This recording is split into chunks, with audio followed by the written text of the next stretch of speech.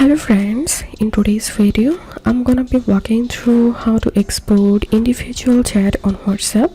But before getting started this video, make sure to subscribe. How to do it. So open your WhatsApp app and open the chat which you want to export, and then tap on the three dot icon to the right hand corner and tap on more. Tap on export chat and select here including media or without media. So I'm going to select here include media and select the option you want to export your chat. For example, I'm going to select here WhatsApp and I'm sending the file to this contact.